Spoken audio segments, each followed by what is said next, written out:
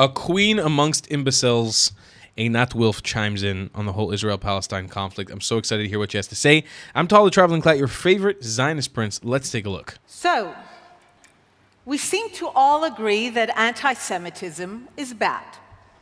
Of course, educated, knowledgeable people are unlikely to be seduced by it because we know where it leads: Nazism, Auschwitz, and the gas chambers.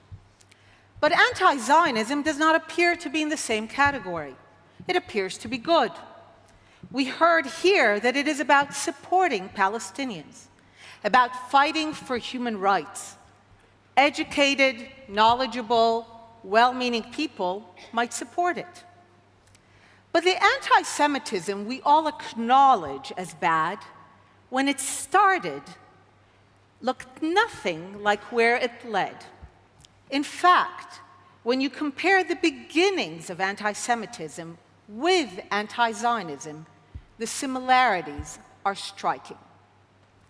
Anti-Semitism began by creating a new collective designation for the same people, which rendered them different. In secular 19th century Europe, it was no longer Jews, but Semites. And it never was intended to mean anything but Jews. In the Soviet Union, who claimed to not notice different religions and peoples, Jews were designated as Zionists. And today, in the West, in the UK, Zionists, Zios.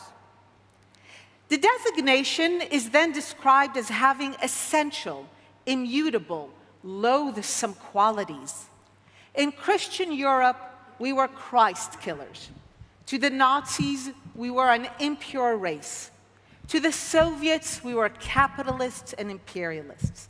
And today, the state of Israel is the ultimate violator of human rights. It is described as born in sin.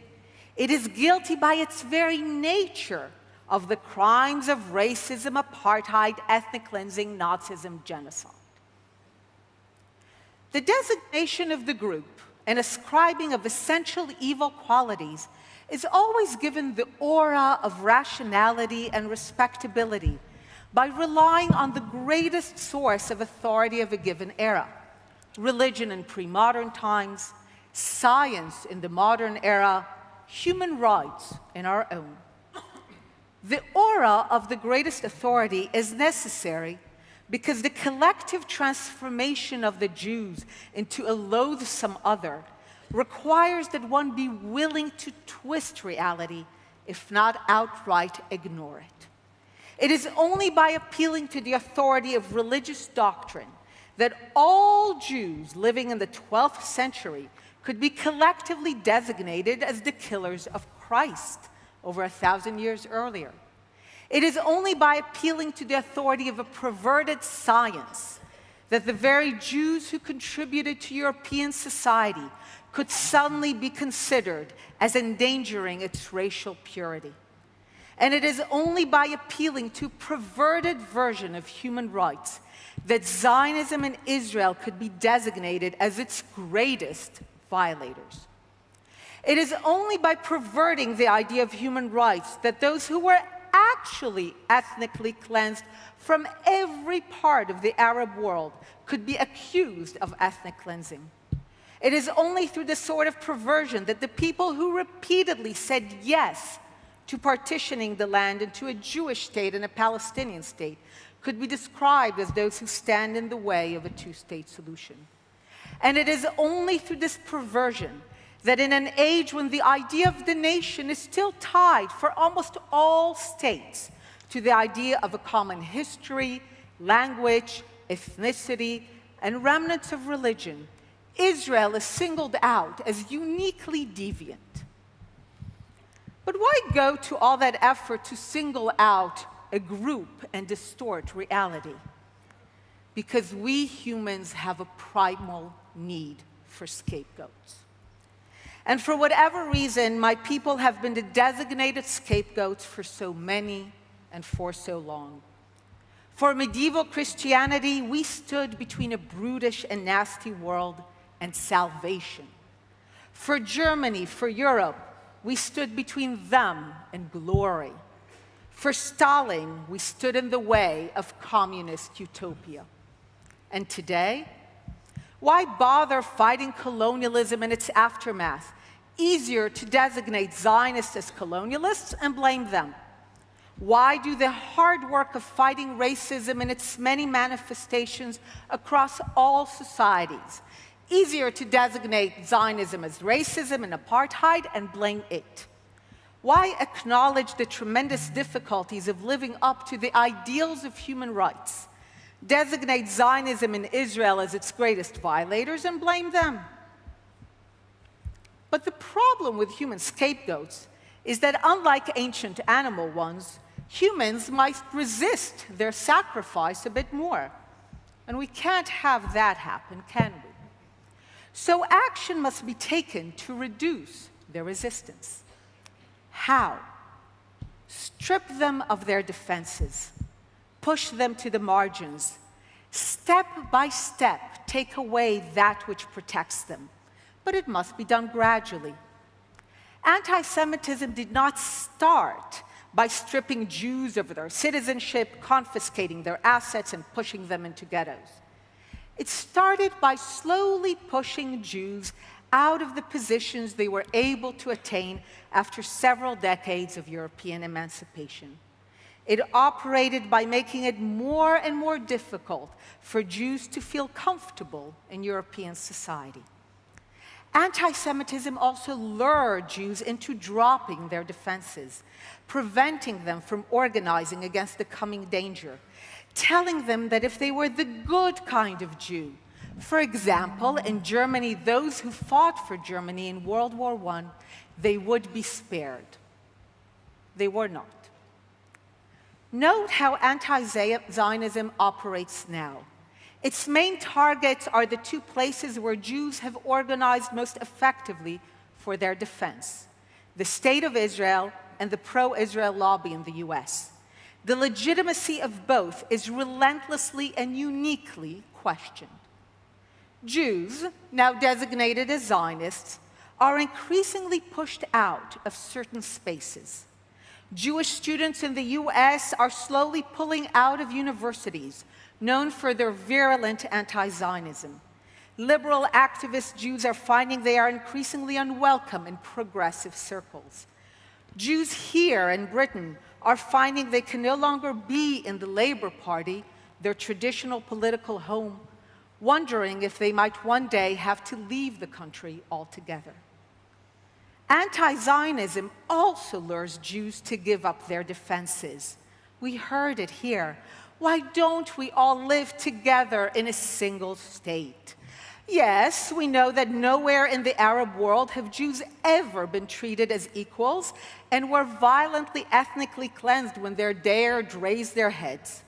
Yes, we know that binational states, certainly in this region, but not only, descend into bloody mayhem. But we assure you, this one will work. Just forgo your insistence on having your own state where you control your defense. Anti-Zionists also insist on their respectability. They will try to convince you that the fact that the targets of this new form of virulent hatred bear a striking resemblance to those who were targets in previous times is sheer coincidence. They will insist that the fact that the charges against this group appear like variations on the ancient themes of anti-Semitism is sheer coincidence.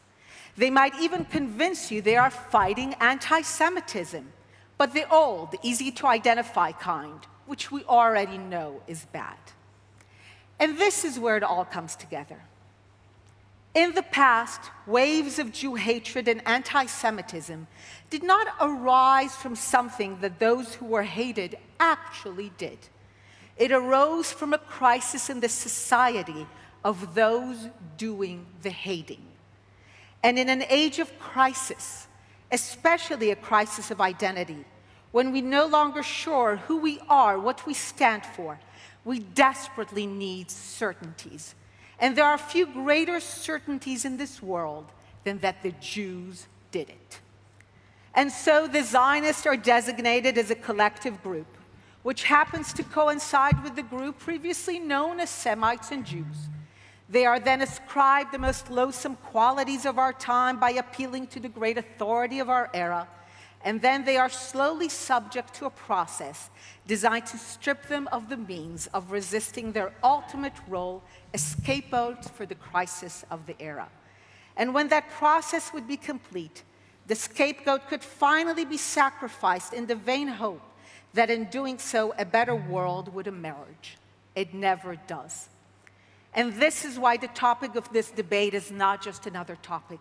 It raises the very specter that we might be a society on the precipice, which is why we are here today, in the hope that some of you will see the deep, insidious undercurrents, so that this time we will not have to wait to see where anti-Zionism leads, and only then look back in hindsight and say, ah, yes, that rising wave of anti-Zionism was indeed the new form of anti-Semitism. Yeah, listen, Einat Wilf is amazing. I have a hard time with the word anti-Semitism now because I feel like it's kind of memed itself. But when we break it down to brass tacks, what it actually is, yes, it's anti-Semitism. It's a hatred of Jewish people.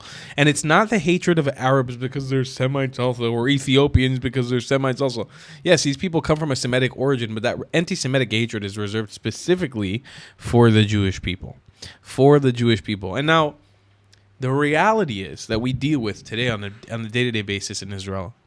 Zionism has been colloquially formed into this new group of the okay way to be anti-Semitic. It's okay to hate Israel. It's okay to hate Israelis. It's okay to hate people of Jewish origin who have a relation to Israel, when in reality, you ask somebody, hey, are you anti-Jewish or just anti-Semitic? They'll be like, no, I'm anti-Zionist. I'm not anti-Jewish. I love Jewish people. I'm like, okay, so you're okay with hating around 90% of the world Jewish population? Because around 90% of the world Jewish population is a Zionist. You're okay with that? A lot of them will just say openly, yes. So you're okay with only a small minority of Jews. So what makes you, what is the difference between you and the Nazis? What is the difference between you and radical Islamist jihadis who ethnically cleanse Jews? What's the difference? And when you break it down for them in that way, actually, a lot of them own up to the fact that they are actually anti-Semitic, that they actually hate Jews. And Einat Wilf puts it better than I ever could in that beautiful speech. And big shout out to Einat Wilf. She's amazing. I'll see you guys in the next one. Thanks for watching this video. I love you a long time. Goodbye, class. If you believe in my content and want to support me, just know your help is needed. There's a bunch of great ways to support me, being PayPal, Buy Me a Coffee, or joining my Patreon community down below. Patreon is the best way to support my channel, and you'll get a bunch of cool perks depending on what tier you join. Another great way to support me is by buying my merchandise on thetravelingclat.com. I regularly drop new merch designs like this beautiful hat, or this amazing shirt, where you can support the channel and get something cool for yourself. I also have an amazing Discord community with people from all over the world. Thank you so much for your support.